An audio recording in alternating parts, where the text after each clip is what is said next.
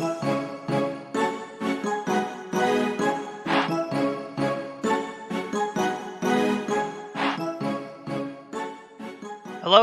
and welcome back to Spittin Sports with Lamar. I am Casey Lamar, and I'm coming at you from the 256. Today is the college football review from our recap, whatever you want to call it, from last week, or this past weekend. So let's just go ahead and get right into that.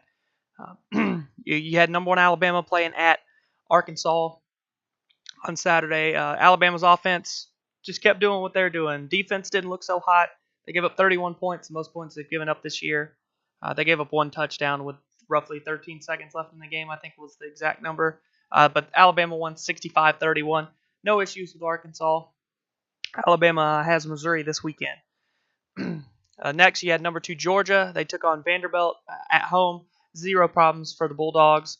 We'll find out a lot about Georgia this weekend against LSU, but the number 2 Georgia Bulldogs had no issues with Vandy when it was all said and done. Won very easily, 41-13, much like you'd expect against Vandy. Number 3 Ohio State was at home taking on Indiana. In this game, it was an 8-point game at halftime. Ohio State ended up pulling away, especially in the fourth quarter. They outscored them 14-0. They pulled away, really put that game away, and took care of Indiana like you'd expect. The Buckeyes, they did win at home 49-26. Next game, you had number 4 Clemson. They looked like you would expect Clemson to look like. I know I kind of thought Wake Forest might give them a little bit of a scare, but no scare there whatsoever. Trevor Lawrence was back. He was 20-25 for 175 and 2 touchdowns, and Clemson just absolutely destroyed Wake Forest 63-3 on the road on Saturday. The next one, you had number 5 LSU at number 22 Florida. Was quite possibly the best game of the weekend. It was just a really good football game. That's one way to explain it. It was 14-13 going into the fourth quarter. The final score did end up being Florida 27-19. Tooth and nail, hard fought SEC football game right there.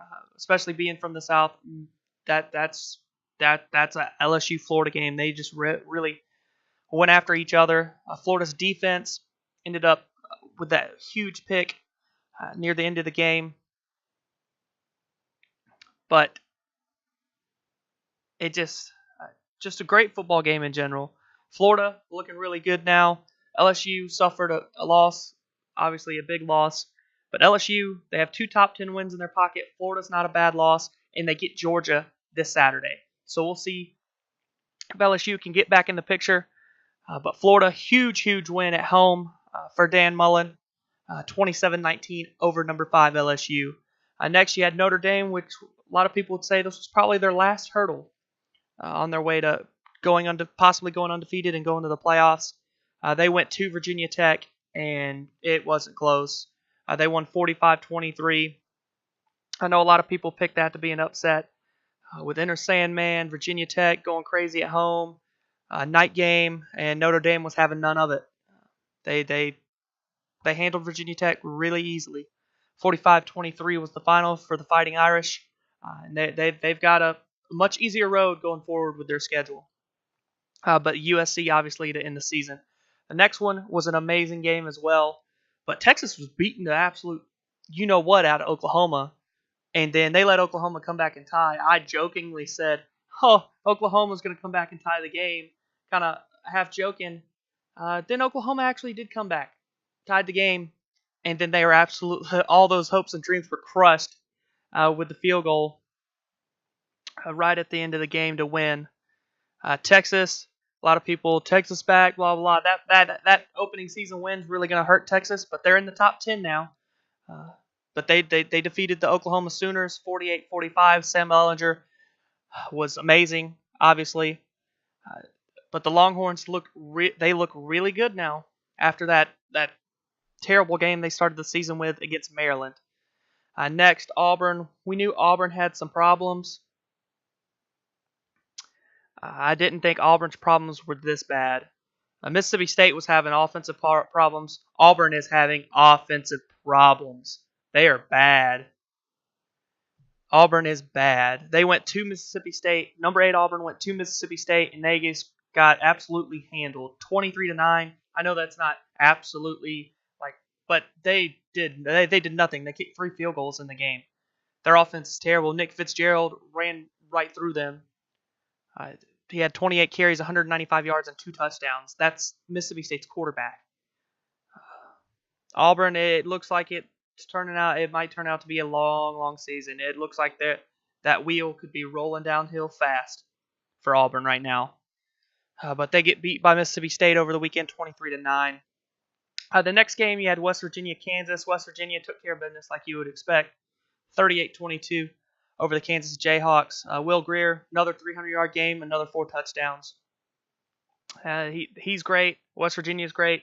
I think West Virginia, they're in the driver's seat now in the Big 12. So obviously they still have to play Texas and Oklahoma, but it's West Virginia. They're undefeated in the conference. It's there. I really think it's West Virginia's conference unless they lose, obviously. But I think West Virginia, they're in a very good spot right now to win the Big 12 and go to the playoffs.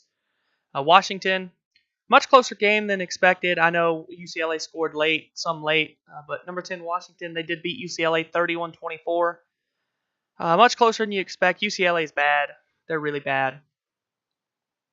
They're now 0-5. Washington improved to 5-1. But Washington beat UCLA on the road 31-24 on Saturday. UCF just keeps doing what they're doing, just beating the dog out of everybody that they play.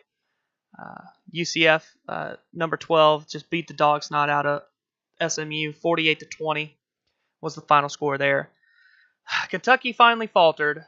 They got very lucky with the fumble recovery late in that game, but they have no pass game, and it came back to bite them. And then they missed the field goal in overtime. A&M did end up scoring a touchdown, so it really didn't matter much. But Texas A&M, tough place to play. Kentucky had their chance to win that game. It was a close game. It was a hard-fought game. It was a great game. But Kentucky, they lost their first game. A&M's not a terrible loss on the road, but it's a loss nonetheless.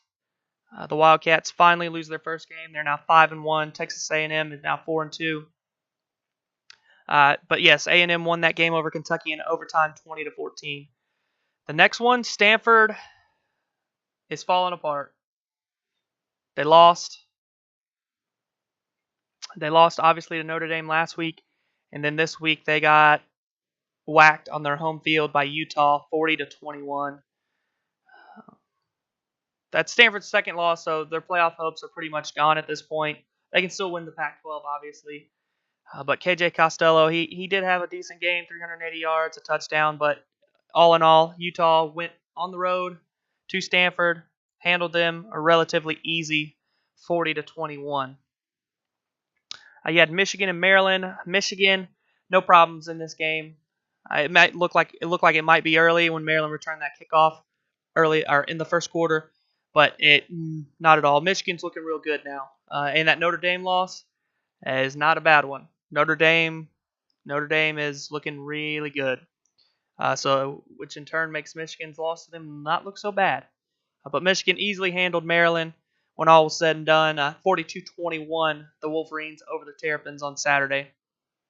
You had number 16 Wisconsin after their bye week taking on one of the worst teams probably. Especially in Power 5, they may be the worst team.